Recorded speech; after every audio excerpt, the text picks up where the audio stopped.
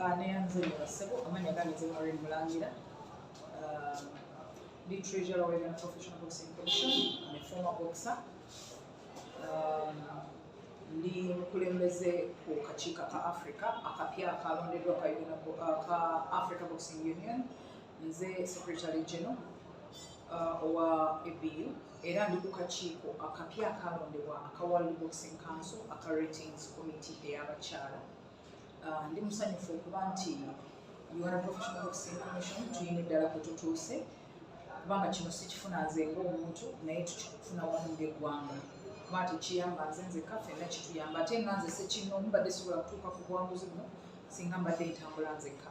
Naye olwokuba nti Pulezidenti waffe Salim Muhulu atukulembedde bulungi ate ayagala nnyo teamwork, ensonga lwaki mulaba tutandise okufuna ebibala. Ensonga esooka ku kifo kya ABU oba Africa Boxing Union nga Secretary General situnuulira Uganda yokka ate tebansuubira kukola nga neekubiira. Kye tusooka okumanya kiri nti professional boxing is a business. Nga bw'ofuluma ku makya n'ogulawo edduuka n'otandika edduuka lyo. Kati UPB Uganda Professional Boxing Commission is a licensing agent oba is a governing body etwala ebikonde eby'ensimbi mu ggwanga lya Uganda. Tudiringana professional boxing yekka, tetudiringana amakya. Kati ate ffe tetunoonya talent, tetugenda wansi nga amakya bwekola nti you have to sport, nurture and groom talent. Ffe tusanga ready-made products. Era ffe nga commission tetubeera n'abazannyi baffe, naye tulicensinga abazannyi abatuleeterwa through promotion companies, through agent companies and through management companies ez'ebikonde. That's how we get to license boxers. Kati ne tubabuulira amateeka mwe balina okutambulira, kuba njukira nti bagenda okujja professional boxing bateekwa okuba nga balina license, bateekwa okuba nga before getting a license bateekwa okuba nga balina contracts n'abantu ababatwala, kubanga eno business. Tova buvi eno nga ndigenda kuzannya, wateekwa okubaawo akuteerakamu ssente akumalirako obudde, kubanga naye aba asuubira okukola ki? Okukungulamu. Teri agenda mu business n'ateekamu ssente ze n'ateekamu obudde bwe nga tasuubira makungula.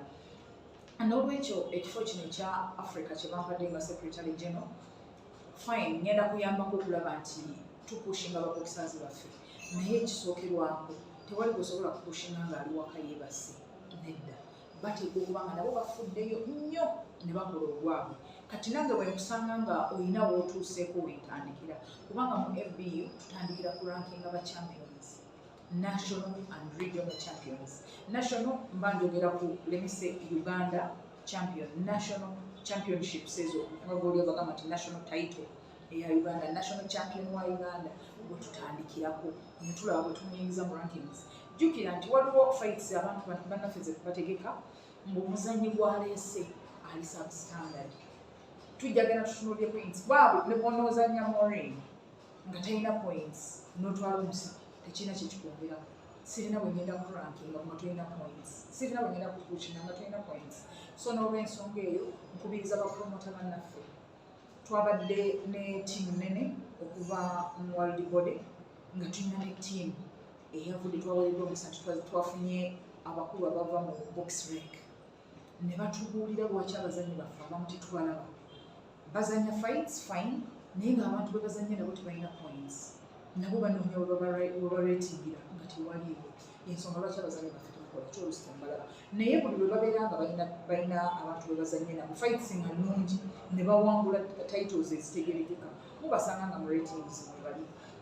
Teri muzannyi agala kuzannya n'atalabikirako mu ratings. Teri muzannyi agala kuzannya n'akomaawo. Teri agala muzannyi wakibo gwe ne bw'obeera ggwe ng'otandika business. Otandikira ku kintu ky'olaba nti kijja kuwa ssente. N'ekirala kye njagala okugamba ababoxer nti balina okukola ennyo. Baleme kusuubira nti promoter alina muleetera muntu gw'agenda kukuba bubi. Tekigenda bayamba kuba nti mujja kufuna titles nnene. You not be right. Tetujja kufuna titles nnene. Mujja kufuna titles naye of course money ssente ze mufuna zijjamu ekyo kimukoze kye mufunye. Bajjukira nti buli mukola ennyo ne promoters bamwe, ba agents bamwe, ba managers bamwe gwe bafunamu ssente. So ndowooza nti kino ekifo tulina kukolera wamu ne tumanya nti abazannyi baffe tubazimbye batya, ne tuwuliziganya bulungi ffenna ne tutambulira wamu nga ttiimu. Kati nange kijja kumpa omukisa n'amaanyi okutuula kubadde ku mmeeza kwe ntudde ne bakama bange ne bagamba nti fighter wange wuno akola bulungi bwati yazanya ne gundi bulaba mu rankings ate owange simulaba kijja kitya naye bwe nabanga ne bebazanya nabo sibalina we baba nga tebalina we bali nange kijja kumbeerera kizibu okukola ki okuba kushima kiriwo nti rankings ffenna tusobola ozaccessinga mu yalondeddwa.com rankings zonna tusobola ozaccessinga from anywhere ne bwobanga ogenze ku rating gundi board ya ABU eya IBF zi WBF zonna abazanyi babaako ne bwogenda ku box rec ate box rec is the best example kubanga ekuwa abazanyi okusinziira ku mitendera gyabwe mu nsi yonna kati bakuwa continent ne bakuwa n'ensi yonna kati gwe kiri eri gwe bw'oba oyina olugendo ng'omanyi nti natandika olugendo luno tulina gye tulaga ddala twagala kukwata ssente ennene okusalawo fine I will advise them naye okusalawo kuba kwaki kuba kwabwe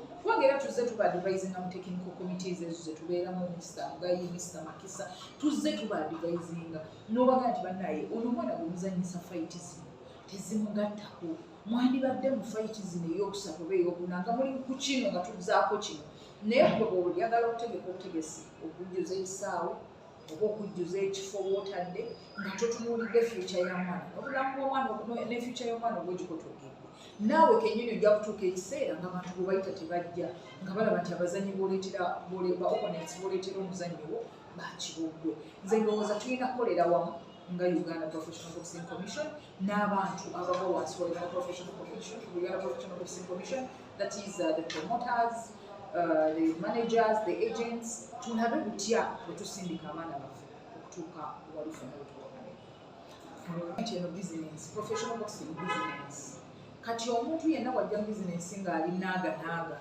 nga like you standing on the fence oba tunasalawo kino kyetaaga okusalawo ng'omuntu nti njagala ki nzize mu kintu kino njagala ki era ndagawa kasi tojja ng'omanyi nti you have a goal to score nina byosooka ne weerekereza then no focusinga kuwa gyokola kigyolaga jjukira nti abawala oba bakyala emibiri gyaffe ginafuwa mangu naddala buli otumala okuzaala kati gwe kyoko otakirowoozaako nti kankozese goodwill eno ng'ekyaliwo obudde bukuyitako n'obanga ne bw'oyagala okudda tukyasobola kakinga fine twalinako ba boxers abakyala abaliko mu ratings z'ensi yonna nga Fiona Tugume yaliko namba 6 Irene Semakula yaliko namba 4 mu nsi yonna the late Mariam Naukwago yaliko namba 12 naye bwe twampanga opportunities ne zibaawo era tulina ne fight gye twali tugenzeko it was a title fight an intercontinental title fight e Kenya waliwo era ekizibu ekyabawo omuzannyi waffe n'atasobola kuzannya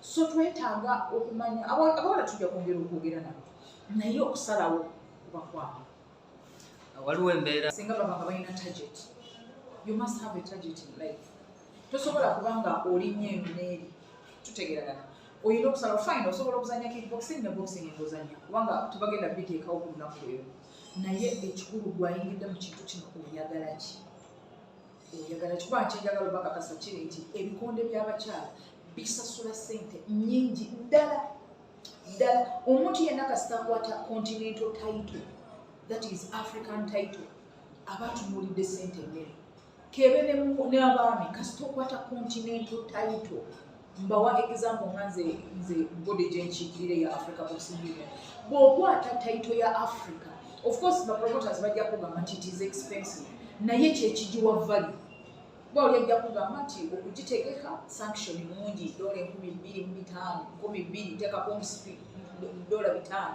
ze $2,500 naye omuzannyo obwakwata continental title aba atandikira mu ssente nnyingi abazannyi abazikutteko basobola okubabuulira ssente zebabadde bafuna ate jjukira nti bw'omala okwata continental title oyina titles endala ze bakuyitako kati abo oba oli mu ssente omuntu asobola okubabuulira akyaliwo naye Joy Vegas ne Badru Lusambi asobola okubabuulira ssente ze yazannyira n'enkabona yakamala okugenda okuchallenginga ABU basobola okubabuulira ssente ze babadde babayitira ze titles nezi IBF n'endala nnyingi kasita okwata continental kati ne Shafiiki yafunye omukisa agenda ku title nene naye yamaze kukwata yaki ya continent bw'omala okukwata continent title tosigala nga bw'obadde naye ekikulu kiri nti ozannye n'ani bali mu ratings kubanga bwe bate bali mu ratings omuzannyo oba omukutogera oba tolina kyogenda kukwata Fine, tetwogera ku siribase bwe tugamba nti omuntu akiwa ebiseera naye nze ndowooza there is time for everything mu bulamu.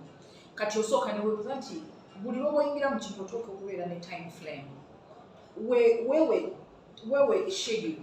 When you give yourself a schedule, omanya nti ngenda kutambula bwe nti mu kiseera bwe kiti ne mba bwe kiti. Kino ekyokwewummuzaamu omubiri oguwummuza tekiri ku bakyala bokka ne ku baami.